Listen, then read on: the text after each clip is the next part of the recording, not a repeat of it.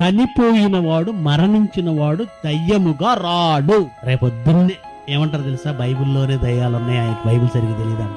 యేసుక్రీస్తే వెళ్ళగొట్టాడు, అపోస్తులు వెళ్ళగొట్టాడు. యేసుక్రీస్తు వెళ్ళగొట్టింది, అపోస్తులు వెళ్ళగొట్టింది మరణించిన మనుషుల ఆత్మలు కావు. రాసుకోండి, వాళ్ళు వెళ్ళగొట్టారు. ఆ దయ్యాలు మరణించిన మనుషుల ఆత్మలు కావు. ఇవి దురాత్మల సమూహాలు. ఒకనాడు పరలోకంలో దేవదూతలుగా ఉన్నవి దేవుని చేత గెంటివేయబడ్డాయి. దానికి ఒక పెద్ద హిస్టరీ ఉంది బైబిల్లో. అవి పరలోకం నుంచి గెంటివేయబడి దురాత్మలుగా మారాయి. ఈ మనుషుల ఆత్మలు కాదు, దేవదూతల ఆత్మలు.